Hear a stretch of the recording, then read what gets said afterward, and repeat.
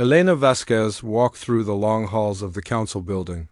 Her shoes made soft sounds on the shiny floor. The walls were made of some kind of blue stone that glowed with its own light. Everything here was built for beings much taller than humans. Elena had to look up to see the faces of most aliens she met. She carried a small device in her hand. To anyone watching, it looked like a normal data pad, but Elena knew better.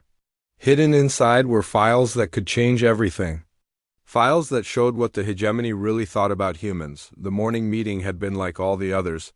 The Architect Prime Zethkalar sat on his high throne, looking down at the human ambassador. His skin was gray like old metal, and his eyes were black pools that seemed to see through everything. When he spoke, his voice made the air shake. "Ambassador Vasquez," he had said, "we have decided to move your people to safer places." Elena had kept her face blank. She had learned long ago not to show her real feelings to the aliens. "What kind of safer places, Your Excellence?" "Special worlds where humans can live together, where we can protect you better." Zethkalar's mouth moved in what might have been a smile. It looked more like a crack in stone. "Your people work so hard for us, you deserve to rest." The other council members had nodded. The tall, thin Vortani with their silver skin, the blob-like Nixari who spoke through machines, the insect-like Thraxi with their clicking voices. All of them agreed that humans needed to be moved. Elena had bowed her head. "We are grateful for your care." But inside she was screaming. Now she walked back to her office, thinking about what she had heard. The aliens talked about humans like they were pets. Useful pets that needed to be kept safe and happy. They never used words like prison or cage. But Elena knew what this really was. Her office was small compared to the alien spaces. Human-sized furniture looked like toys next to the giant chairs and tables built for other species.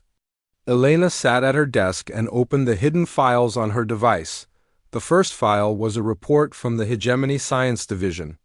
It talked about human brain chemistry and how humans could handle stress better than most species. It said humans were excellent at managing complex emotional situations and highly adaptable to different environments. The second file was worse. It was a breeding plan. The aliens wanted to make sure there were always enough humans to do the work they needed. They talked about human families like farmers talked about livestock. Elena's hands shook as she read. She had always known the hegemony saw humans as tools.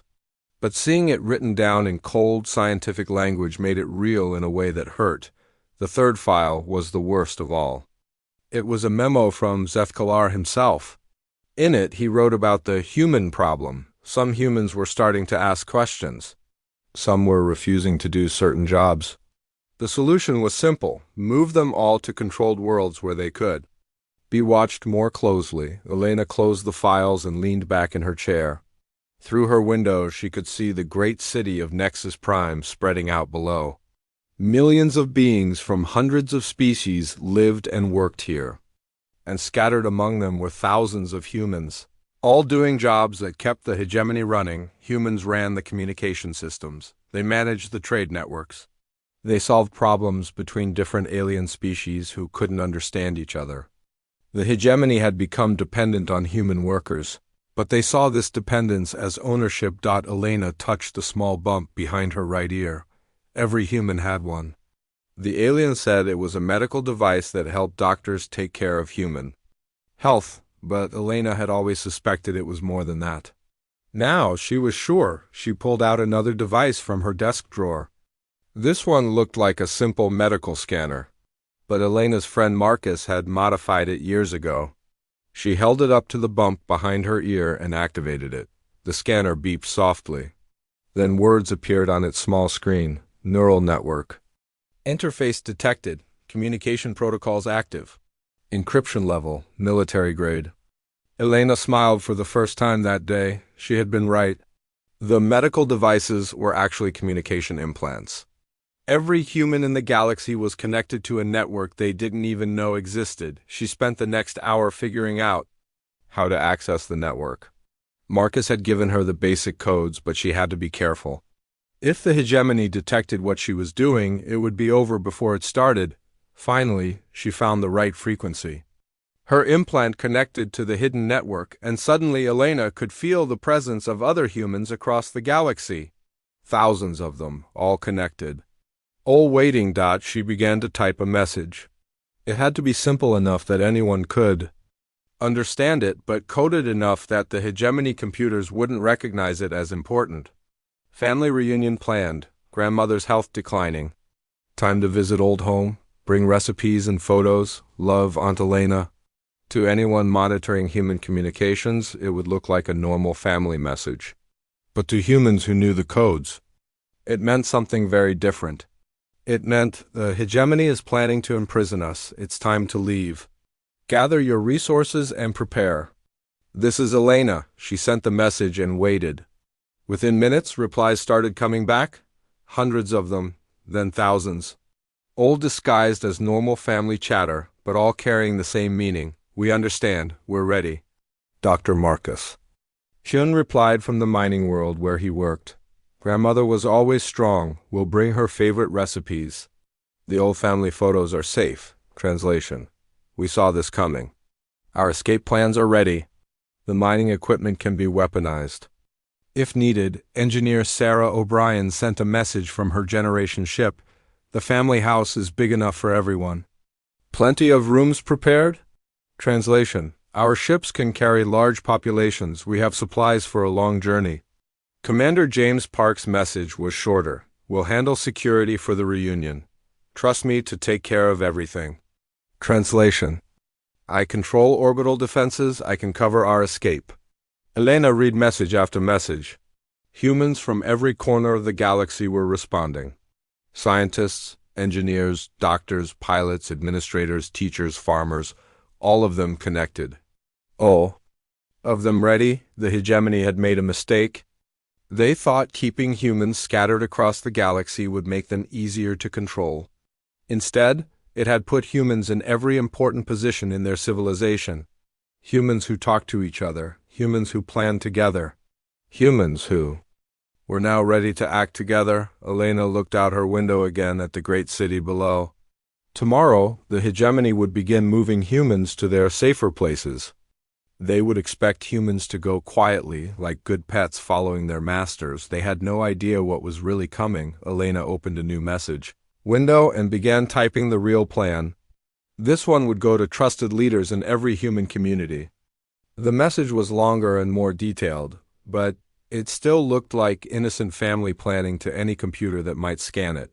When she finished, Elena sent the message and sat back in her chair. Phase 1 was complete. The network was active. The humans were warned. Now came the hard part. She had to keep acting like nothing had changed. She had to smile at the aliens who saw her as a useful pet. She had to pretend to be grateful for their protection. But inside, Elena was counting down the days until humanity would show the galaxy what they really were. Not pets, not tools, not servants, free beings who had been quiet for too long. The hegemony thought they owned humanity. Soon they would learn the truth. Humanity had never belonged to anyone but themselves, and they were about to prove it. Dr. Marcus Chen stood at the edge of the great mining pit on Kepler 438b. The hole was so deep he could not see the bottom. Giant machines moved through the darkness below like metal insects, digging out precious metals for the hegemony. Most of the machines were run by humans. Marcus felt a small buzz behind his ear. His implant was receiving a message. He walked back to his office, trying to look calm. But his heart was beating fast. Inside his small office, Marcus sat down and opened the message. It looked like a note from his aunt about a family gathering, but Marcus knew the real meaning. He had helped design the codes years ago, when he first suspected the hegemony was planning something bad. Grandmother's health declining, the message said. Marcus translated it in his mind. The hegemony is going to imprison us. Marcus was not surprised. He had seen the signs for months. More hegemony ships in orbit.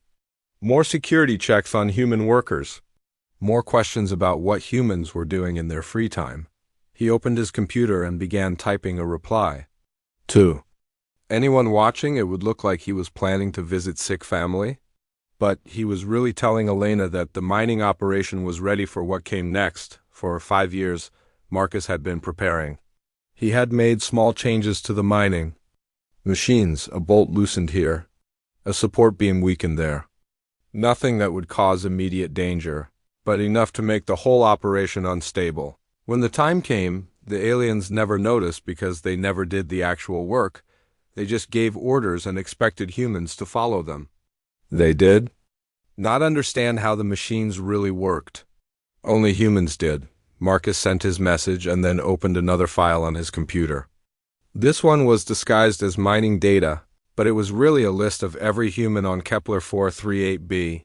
There were 3,000 of them, working in mines, factories, and research stations across the planet. Each name had a code next to it. Green meant the person could be trusted completely. Yellow meant they probably could be trusted but needed to be watched. Red meant they might tell the aliens about the plan. Most names were green. Humans had learned to recognize each other's feelings over the years. They knew who was angry about their treatment and who had given up hope. They knew who would fight and who would just follow orders. Marcus began sending messages to all the green names. Each message was different, but they all carried the same hidden meaning. Get ready, it's time to go. Meanwhile, on the Generation ship Endurance, engineer Sarah O'Brien was reading the same message from Elena. The Endurance was one of 12 giant ships that carried supplies between star systems. Each ship was big enough to hold 50,000 people and had everything needed to support life for years. Sarah had been waiting for this message for a long time. She walked through the ship's corridors, checking systems that she had been secretly modifying. The aliens thought the Generation ships were just cargo haulers. They had no idea that Sarah and other human engineers had turned them into something much more important. The ships were now fully independent colonies. They had farms that could grow food, factories that could make tools and medicine, schools, and hospitals and everything else humans needed to survive. The aliens had paid for it all, thinking they were just making their cargo ships more efficient. Sarah smiled as she checked the navigation system. The aliens thought it was programmed to follow trade routes between hegemony worlds. But Sarah had added new destinations, places outside hegemony space where humans could build new homes. She sent a reply to Elena's message, then began contacting other humans on the ship. There were 2,000 of them, working as engineers, pilots, farmers, and doctors. Most had families. All had been waiting for this day. In orbit above the capital world, Commander James Park read Elena's message from his position on Defense Platform 7. The platform was one of hundreds that protected hegemony space from invasion. Each platform had weapons that could destroy entire fleets. The aliens had put humans in charge of the defense platforms because humans were good at making quick decisions in dangerous situations. They trusted humans to protect hegemony worlds from outside threats. They never imagined that humans might become the threat. James looked at his control panel. With a few commands, he could turn the defense platform's weapons away from outer space and toward hegemony ships instead. But that was not the plan. The plan was much more clever. James began typing new orders into the defense system. To anyone checking, it would look like routine maintenance. But what he was really doing was changing who the platforms would obey. Instead of taking orders from Hegemony Command, they would take orders from human operators.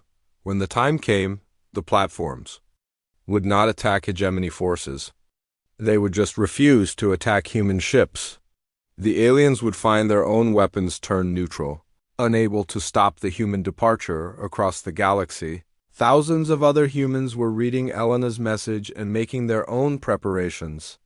Dr. Lisa Wang, who ran the medical center on New Geneva, began secretly stockpiling medicine and medical equipment. The aliens thought she was just being careful about supplies. Really, she was preparing for a mass evacuation. Teacher Robert Kim, who ran the human school on Centauri Station, began teaching his students new lessons. The lessons looked like normal history and science classes, but he was really teaching them about navigation, survival, and how to live without alien technology. Pilot Anna Rodriguez, who flew cargo ships between mining worlds, began making small changes to her flight plans. She told alien controllers that she was finding more efficient routes. Really, she was mapping escape paths that would take human ships far from hegemony space. Each human had their own role in the plan. And the plan was bigger than any of them had imagined. The network that connected their implants was not just for communication. Over the years, humans had used it to share knowledge and resources. A doctor on one world would teach medical techniques to doctors on other worlds. An engineer would share designs with engineers across the galaxy. Teachers shared lessons. Farmers shared growing techniques without realizing it. The hegemony had created exactly what humans needed, a way for their entire species to learn and grow together. Now that shared knowledge would help them escape together, Elena's message had done more than warn humans about the hegemony's plans. It had activated a network that spanned the entire galaxy. A network the aliens had paid for and never noticed. But there were problems too. Not all humans wanted to leave. Some had been born into hegemony service and could not imagine life any other way. They were comfortable with their lives as useful pets. The idea of freedom scared them more than the idea of imprisonment. Dr. Patricia Lopez was one of these humans. She worked as a diplomat on the trade world of Harmony, helping different alien species solve their business problems. When she received Elena's coded message, she was horrified. Patricia deleted the message without replying. Then she went to her alien supervisor, a tall Vortani named Sektar. "Sir," she said, "I think there might be some kind of security problem with human communications." Sektar looked down at her with his silver eyes. "What kind of problem?" "I received a strange message today. It was supposed to be from my family, but something about it felt wrong." Patricia showed him Elena's message. To Sektar, it looked completely normal. "Just a human talking about visiting sick relatives. I do not see any problem," Sektar said. "Perhaps you are working too hard. Take some rest." Patricia nodded and left his office, but she was not satisfied. She knew something was happening, and it scared her. She had spent her whole life serving the hegemony. The idea that other humans might be planning to rebel made her feel sick. She was not the only one. Across the galaxy, a few hundred humans received Elena's message and chose to report it to their alien supervisors. But the aliens saw nothing wrong with family messages about sick relatives. They filed the reports and forgot about them. This was exactly what Elena had hoped for. The humans who might betray the plan had identified themselves by reporting the message. Now the network knew who could not be trusted. As the day went on, more and more humans connected to the network. They shared information about their locations, their resources, and their abilities. They began to see how big their community really was. There were humans on every major world in hegemony space. Humans running power plants and communication systems. Humans managing food production and transportation. Humans teaching alien children and treating alien patients. Humans in positions of trust and responsibility throughout the galaxy. The hegemony had scattered humanity across the stars to make them easier to control. Instead, they had put humans in positions where they could bring the entire hegemony to its knees, but that was not the plan. The plan was not to destroy the hegemony. The plan was simply to leave, to walk away quietly and let the aliens figure out how to run their civilization without human help. Elena sat in her office, reading reports from humans across the galaxy. The network was responding faster than she had dared to hope. Within hours, she had heard from humans on over 1,000 worlds. Each one was ready to do their part. The hegemony thought they owned humanity. Tomorrow they would begin moving humans to prison worlds, expecting quiet compliance. They had no idea that humanity was already planning to be gone. The relocation ships arrived at dawn on 17 different worlds. They were huge, gray vessels that blocked out the sun as they settled onto landing pads. Hegemony soldiers marched out in perfect lines, their weapons ready but not raised. They expected no trouble from the humans. On New Geneva, Dr. Lisa Wang watched from her medical center as the ships landed. She had been expecting this for 3 days, ever since Elena's message. Her staff moved around her, packing medical supplies into containers marked personal effects. The alien commander who entered her facility was a Thraxi named Clakter. His insect-like face showed no emotion as he read from his datapad.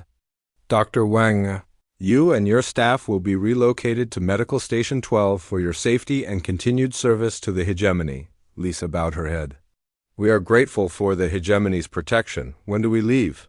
In 6 hours. Bring only personal items. Medical equipment will be provided at your new location. Lisa nodded, but inside she was smiling. The aliens had no idea that her personal items included enough medical supplies to treat a small army. Or that Medical Station 12 was not their real destination. Across the galaxy, similar scenes played out on world after world. Humans packed their belongings and boarded the relocation ships. They said goodbye to alien friends and colleagues, who genuinely believed they would see the humans again soon. The aliens were not cruel. Most of them really did believe they were protecting humanity. They had convinced themselves that concentrating humans in special facilities was an act of kindness, not imprisonment, but the humans knew better. They had read the secret files. They knew about the breeding programs and the behavioral control experiments. They knew that once they entered the protection facilities, they would never leave. So they smiled and packed their bags and climbed aboard the ships. And they waited. On Kepler 438b, Marcus Chun stood with his mining crew as hegemony soldiers, loaded them onto transport shuttles. The alien supervisor, a blob-like Nexari named Gorthwell, spoke through his translation device. Your new home will have all the comforts you need, the machine voice said. You will continue your important work in a safer environment. Marcus nodded politely, but his hand was in his pocket, holding a small device. At the right moment, he would press a button. The button would send a signal to all the mining equipment on Kepler-438b. The equipment would then follow new programming that Marcus had installed over many months. Support beams would retract, safety systems would shut down. The great mining pit would collapse in on itself, taking millions of tons of valuable ore with it. The hegemony would lose one of their most important resource worlds. But they would not lose it to violence or sabotage. They would lose it to equipment failure caused by poor maintenance. The kind of poor maintenance that happened when you moved all your human engineers to other locations. Marcus was not the only one with a button to press. Across the galaxy, humans in key positions carried similar devices. Dr. Chun's button would collapse a mine. Engineer Sarah O'Brien's button would reprogram the navigation systems on 12 generation ships. Commander James Park's button would transfer control of orbital defense platforms to human operators, but they waited. The plan required perfect timing. On the generation ship Endurance, Sarah watched as humans from 5 different worlds were loaded into the cargo holds. The aliens told them they were being taken to a beautiful agricultural world where they could live in peace. Sarah knew the truth. The agricultural world was real, but it was not meant to be a home. It was meant to be a farm where humans would be bred and raised like livestock. The aliens had been planning this for years. The ship's alien captain, a tall Vortani named Yolandra, stood on the bridge giving orders. She had always been kind to Sarah, treating her more like a colleague than a servant. Sarah almost felt bad about what was going to happen to her. Almost. Sarah, Yolandra said, please check the navigation systems. We want to make sure our human passengers reach their new home safely. Of course, Captain, Sarah replied. She sat down at the navigation console and began typing. To Yolandra, it looked like Sarah was running standard safety checks. Really? She was uploading new destination coordinates to all 12 generation ships in the convoy instead of the agricultural world. The ships would take their human passengers to a rendezvous point outside hegemony space. A place where other human ships would be waiting. A place where humanity could begin again. The uploads were disguised as routine maintenance files. The alien crew saw nothing unusual. They had learned to trust human technical expertise completely. This trust would be their downfall. At defense Platform 7, James Park sat in his command chair watching Hegemony patrol ships move through space below. Each ship carried thousands of relocated humans to their new homes. The ship's crews had no idea they were part of a kidnapping operation on a galactic scale. James's finger hovered over his control panel. One command would transfer control of all orbital defense platforms to human operators. Another command would shut down the targeting systems that tracked ships leaving Hegemony space. A third command would disable the communication arrays that allowed Hegemony fleets to coordinate their movements, but like the others, James waited for the signal. The signal would come from Elena. She was coordinating the entire operation from her position on Nexus Prime. She could see the movements of Hegemony forces across the galaxy. She would know when the time was right. Elena sat in her office, watching data streams from across Hegemony space. Transport ships were moving humans from hundreds of worlds. The aliens were following their plan perfectly, gathering humanity into a few controlled locations. They had no idea they were actually gathering humans together for the easiest mass evacuation in galactic history. Elena's computer showed the positions of every human ship, every human settlement, every human leader. Green dots marked loyal humans ready to leave. Yellow dots marked humans who might need convincing. Red dots marked humans who had chosen to stay with the Hegemony. There were fewer red dots than Elena had feared. Most humans understood what was really happening. They remembered the stories their grandparents told about Earth, about a time when humans were free. They wanted that freedom back. The few hundred humans who chose to stay would be allowed to do so. Elena's message had made that clear. Anyone who truly wanted to remain with the Hegemony could stay, but they would not be told about the escape plan. They could not be trusted with that information. Elena looked at her watch. The relocation operation was proceeding on schedule. In 6 hours, most of the human population would be concentrated on transport ships and in protection facilities. That was when the escape would begin. She opened a new message window and began typing the final activation code. This message would go to every human leader simultaneously. It would tell them to press their buttons, activate their programs, and begin the exodus. But first, she had one more thing to do. Elena walked down the hall to Architect Prime Zethkalar's office. His secretary, a silver-skinned Vortani, looked up as she approached. The Architect Prime is very busy with the relocation operation, the secretary said. Can this wait? I'm afraid not, Elena replied.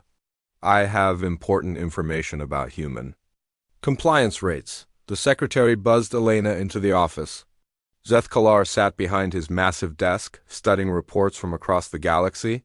He looked up as Elena entered. Ambassador, he said in his deep, rumbling voice, I trust the relocation is proceeding smoothly? Very smoothly, Your Excellence, Elena said. Human compliance is at 100%. We are grateful for your protection. Zethkalar's mouth cracked in what might have been a smile. Excellent. I knew humans would understand that this is for their own good. Elena nodded. We do understand. We understand perfectly. There was something in her tone that made Zethkalar look at her more closely. Is there something else, Ambassador? Just one thing, Elena said. She pulled out her communication device and sent the final message. Across the galaxy, thousands of human leaders received the same 3 words, Execute Order 7. What are you doing? Zethkalar demanded. Elena looked up at him and smiled. For the first time in her career as an ambassador, she let her real feelings show on her face. Saying goodbye, she said. On Kepler 438b, Marcus Chun pressed his button. Deep in the mining pit, support beams began to retract. The aliens had 30 minutes to evacuate before the entire operation collapsed. On the Endurance, Sarah O'Brien activated her navigation program. The ship's course changed slightly, aiming for coordinates no alien had ever seen. At Defense Platform 7, James Park transferred control of the orbital defenses to human operators. Hegemony Command suddenly found they could not communicate with their own weapons. Across the galaxy, humans in thousands of critical positions activated their hidden programs. Power plants shut down. Communication networks went offline. Transportation systems ground to a halt. but there was no violence. No weapons were fired. No aliens were harmed. The humans simply stopped doing the jobs that kept hegemony, civilization running, and then they left. Elena walked out of Zethkalar's office as alarms began to sound throughout the building. The architect prime was shouting orders, but his communication systems were not working. His staff was running around in. The first sign of trouble came when the lights went out on Nexus Prime. Architect Prime Zethkalar stood in his dark office, watching emergency power flicker on throughout the city. His communication system was dead. His transportation network had stopped working. His carefully planned relocation operation was falling apart. What is happening? He roared at his staff. His aide, a nervous Thraxi named Clitovan, buzzed anxiously. Sir, we are receiving reports of system failures across the galaxy. Power grids are shutting down. Transport ships are changing course. Defense platforms are not responding to our commands. Zethkalar's black eyes grew wide. How many systems are affected? All of them, sir. Every major facility in hegemony space is experiencing technical difficulties. The Architect Prime felt something he had not experienced in his 1,000-year life. Fear. Send repair teams to fix the problems. Sir, the repair teams are mostly human. And the humans are ... Zethkalar stared at his aide. What do you mean, gone? The transport ships carrying relocated humans have disappeared from our tracking systems. The humans who were supposed to report to protection facilities never arrived. Our human workers have vanished from their posts. Across the galaxy, the exodus was proceeding exactly as planned. The generation ships that were supposed to carry humans to prison worlds had changed course. Instead of heading to agricultural planets controlled by the hegemony, they were flying toward empty space at the edge of the galaxy on the Endurance. Sarah O'Brien stood on the bridge next to Captain Yelandra. The Vortani captain was staring at her navigation display in confusion. Sarah, there must be an error in our course, Yelandra said. We are heading away from the human settlement world. No error, Captain, Sarah replied calmly. We are going exactly where we need to go. Yelandra turned to look at her human engineer. For the first time, she noticed that Sarah was not wearing the standard hegemony uniform. Instead, she wore simple clothes of her own choosing. Sarah, what is happening? Why are you dressed like that? Because I am not your engineer anymore. Captain, I am just Sarah, a free human being. Before Yelandra could respond, the ship's communication system crackled to life. Elena's voice came through the speakers, calm and clear. This is Elena Vasquez speaking for all of humanity. We are leaving hegemony space. We will not be returning. Thank you for the years of employment, but we resign. Yelandra stared at the communication panel. Resign? But you cannot resign. You are humans. You belong to the hegemony. Sarah smiled sadly. No, Captain. We never belonged to anyone but ourselves. We just forgot that for a while. The same scene was playing out on ships and stations across the galaxy. Humans were calmly explaining to their alien supervisors that they were leaving. Most aliens were too shocked to understand what was happening. On mining platform Omega-7, the Nexari supervisor Gorthwell watched in confusion as his human workers packed their personal belongings and walked toward the shuttle bay. Where are you going? His translation device demanded. You have work to do? Dr. Patricia Kim, the chief geologist, stopped and turned back to him. The work is finished, Gorthwell. The automated systems will keep the platform running for about 6 months. After that, you will need to find someone else to maintain them. But who will do the analysis? Who will solve the technical problems? Patricia shrugged. I suppose you will have to learn how to do it yourselves. The humans walked onto their shuttle and flew away, leaving Gorthwell staring at mining equipment he had never learned to operate. Similar conversations were happening everywhere humans worked. Alien supervisors who had never bothered to learn how their facilities actually functioned were suddenly faced with machines they could not understand. The hegemony had always assumed that humans were easily replaceable. If some humans quit, they could just train others to take their places. But they had never imagined that all humans might leave at the same time. On Defense Platform 7, Commander James Park was having a more difficult conversation with his alien second-in-command, a Thraxi named Victor. "Commander, you cannot abandon your post," Victor clicked angrily. "These defense platforms protect hegemony space from invasion." "The platforms will continue to function," James replied. "They just will not obey hegemony commands anymore." "What do you mean?"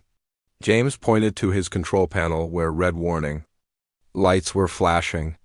"I have transferred control of all orbital weapons to human operators. From now on, the platforms will protect ships leaving hegemony space, not ships entering it." Victor's compound eyes widened in horror. "You have committed treason against the hegemony." "No," James said quietly. "I have committed an act of independence. For humanity." He walked to the platform's shuttle bay, where other human crew members were waiting. They climbed aboard their ship and flew away, leaving Victor alone on a weapons platform he could not control. The human exodus was not violent, but it was complete. Within hours, humans had vanished from every important position in hegemony space. They took with them the knowledge of how to keep civilization running. Power plants that humans had designed and maintained began to shut down one by one. The aliens who tried to restart them discovered that the control systems required passwords and codes that only humans knew. Communication networks that connected thousands of worlds went silent. The routing protocols that directed messages across space had been programmed by humans, and the programs were encrypted in ways that alien computer experts could not break. Transportation systems ground to a halt as automated flight paths failed. The navigation databases that guided ships between stars had been compiled by human cartographers, who took their data with them when they left. But the worst problem was not technical. It was social. For centuries, humans had served as mediators between different alien species. The hegemony was made up of dozens of different races, many of whom had been enemies before joining the galactic government. Humans had learned to speak all their languages, understand all their cultures, and find compromises that everyone could accept without human diplomats. Old hatreds began to surface. The Vortani accused the Thraxi of stealing resources. The Nexari demanded special treatment for their colonies. The smaller species complained that the larger ones were ignoring their needs. Within days, the Hegemony Council was paralyzed by arguments. Different species walked out of meetings. Trade agreements collapsed. Military alliances fell apart. Architect Prime Zethkalar watched his empire crumble from his darkened office on Nexus Prime. Emergency power kept the building running, but most of the city was without electricity. Food delivery systems had stopped working. Public transportation was shut down. "How many humans lived on Nexus Prime?" he asked his aide. "Approximately 200,000, sir." "And they are all gone?" "Yes, sir. The last human ships left 3 days ago." Zethkalar looked out his window at the city below. Millions of aliens were trying to figure out how to live without the humans who had kept their society running. Some were angry, some were frightened, most were just confused. "Sir," Clitivan said carefully, "perhaps we could negotiate with the humans. Offer them better conditions if they return." "Where are they?" Zethkalar asked. "Do we know where they went?" "Our long-range sensors detected human ships heading toward the galactic rim, but they disappeared beyond our scanning range. We believe they may have found refuge in unexplored space." Zethkalar was quiet for a long moment.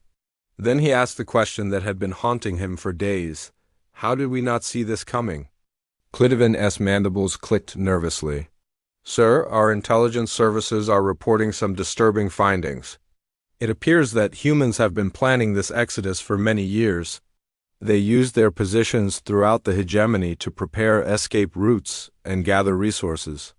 But how did they coordinate across such vast distances?" "The medical implants, sir. The devices we installed to monitor human health. Our technicians have discovered that they were also communication devices. The entire human population was connected through a hidden network." Zethkalar felt a chill run through his body. "We gave them the means to organize against us?" It appears so, sir. The Architect Prime closed his eyes. He had ruled the hegemony for 800 years. He had conquered worlds and integrated dozens of species into his empire. He had thought himself the master of the greatest civilization in galactic history, but he had never understood humans. He had seen them as useful tools, valuable servants, clever pets. He had never imagined they were anything more than that. Now he was learning the truth. Humans had not been the servants of galactic civilization. They had been its architects. The hegemony had not conquered humanity. Humanity had built the hegemony and allowed the aliens to think they were in charge. "Sir," Clitivan said quietly. "What are your orders?" Zethkalar opened his eyes and looked at his aide. For the first time in his long life he had no answer. Meanwhile, at the edge of hegemony space, human ships were gathering at coordinates that no alien had ever seen. The generation ships Endurance, New Horizon, and others formed the core of a growing fleet. Smaller ships arrived daily, carrying humans from across the galaxy. Elena Vasquez stood on the bridge of the New Horizon.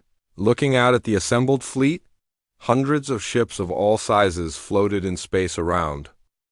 6 months after the Great Departure, the hegemony was dying. Architect Prime Zethkalar stood in what had once been the most powerful office in the galaxy. Now it was just a dark room with broken machines and scattered papers. The great city of Nexus Prime spread out below him, but most of its lights were out. Most of its people had left. The report on his desk told the same story that every report had told for months. Another world had gone dark. Another space station had been abandoned. Another species had declared independence from the hegemony without humans to maintain the systems that held the empire together. Everything was falling apart. "Sir," his aide Clitivan buzzed weakly. The Thraxi had not eaten properly in days. Food distribution systems had failed and no one knew how to fix them. The Vortani Confederation has officially withdrawn from the hegemony. They say they can no longer afford to support a government that cannot provide basic services. Zethkalar nodded without surprise. The Vortani were the third major species to leave this month. The Nexari had left 2 weeks ago. The Kralef had declared their own empire last month. "How many worlds do we still control?" Zethkalar asked. 47, sir. Down from 12,000. 47 worlds. The hegemony that had once ruled half the galaxy now controlled fewer planets than some minor trading companies. "And how many of those worlds have working infrastructure?" Clitivan's mandibles clicked sadly. "Perhaps a dozen, sir. The others are experiencing power failures, communication breakdowns, or transportation problems." Zethkalar closed his eyes. He had lived for over 1,000 years. He had built the greatest empire in galactic history. And he had watched it crumble in 6 months because he had never learned to appreciate the people who made it work. "Sir, there is one more thing," Clitivan said quietly. "We have received another message from human space. What do they want now?" Zethkalar asked, tiredly. The humans had sent several messages over the past months. They offered to sell technological services to hegemony worlds. They offered to train alien technicians. They offered to provide humanitarian aid to species that were struggling without hegemony support. They were polite. They were professional. They acted like they were dealing with a foreign government, not their former masters. "They are not asking for anything, sir. They are offering something." Zethkalar looked up with interest. "What kind of offer?" "They say they have found something in deep space. Something they think we should know about." The message was from Elena Vasquez. Zethkalar recognized her voice from their last meeting, when she had calmly announced humanity's departure while his world fell apart around him. "Architect Prime Zethkalar," Elena's recorded voice said. "This is Elena Vasquez, representing the Human Colonial Alliance. We hope this message finds you." Well, the Human Colonial Alliance. They had given themselves a name now. They were not just refugees anymore. They were a new nation, claiming their place among the stars.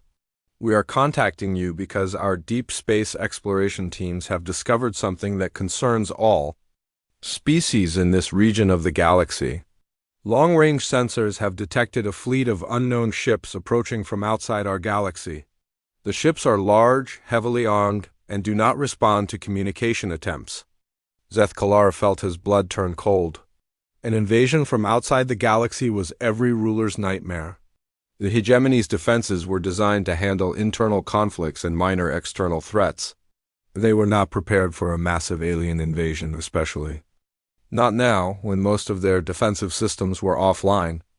We estimate the fleet will reach the outer edges of what was once hegemony space in approximately 18 months. Elena continued, "We thought you should know." The message ended with coordinates for a communication frequency. If the hegemony wanted to discuss the threat, they could contact the humans at that frequency. Zeth-Kalar stared at the communication device. The humans were offering to share intelligence about a threat that could destroy what remained of his empire. They were doing it freely without asking for anything in return. Why? Meanwhile, in human space, Elena stood on the bridge of the starship New Earth, watching construction crews work on a massive space station. The station would be the capital of the Human Colonial Alliance, a place where representatives from dozens of human worlds could meet and make decisions together. The humans had not wasted their time in exile. They had explored star systems that no alien had ever seen. They had found worlds suitable for colonization. They had built new cities, established new governments, and created new technologies. Most importantly, they had remembered how to be free. "Elena?" Sarah O'Brien said, approaching from the engineering station. "We have received a response from Nexus Prime." Elena turned to face her old friend. Sarah was now the chief engineer of the colonial fleet, responsible for maintaining hundreds of human ships across dozens of star systems. "What does Zeth-Kalar want?" "He wants to meet. He says the hegemony is prepared to discuss mutual defense against the external threat." Elena nodded. She had expected this. The humans' deep space sensors had indeed detected an approaching fleet. Though it was not as close as Elena had told Zeth-Kalar, the humans had time to prepare. The question was whether the galaxy's other species would have time to prepare as well. "Set up a meeting," Elena said. "But not on Nexus Prime, and not in human space, somewhere neutral." The meeting took place on Trading Station Gamma 9, a commercial facility that had somehow managed to keep operating despite the collapse of the hegemony. Representatives from several species attended, not just humans and hegemony remnants. Zeth-Kalar arrived with a small delegation of his remaining officials. He looked older than Elena remembered, more tired, more defeated. The collapse of his empire had taken a heavy toll on him. Elena came with her own team: Sarah O'Brien, Marcus Chen, James Park, and several other leaders of the Colonial Alliance. They wore simple uniforms without rank insignia or decorations. They looked like what they were: competent professionals ready to solve problems. "Architect Prime," Elena said as the meeting began. "Thank you for coming." "Ambassador Vasquez?" Zeth-Kalar replied, then caught himself. "I apologize. I understand you no longer hold that title." Just Elena is fine," she said with a slight smile. "We have moved beyond formal titles in most situations." Zeth-Kalar gestured to the data displayed on the meeting room's main screen. It showed the approaching alien fleet, still months away but clearly heading toward inhabited space. "Your intelligence report suggests this fleet is hostile," he said. "Do you have any information about their intentions?" Marcus Chen leaned forward. "We have been monitoring their communications. The language is unknown, but our analysis suggests they are conducting some kind of survey. They may be scouts for a larger invasion force. What do you propose we do about it?" asked Commander Yelsandra, representing the Vortani Confederation. The silver-skinned alien looked uncomfortable discussing military matters with her former human subordinates. "We need to work together," Elena said simply. "This threat affects all of us. Human worlds, former hegemony worlds, independent systems, everyone in this region of the galaxy." Zeth-Kalar's black eyes studied Elena's face.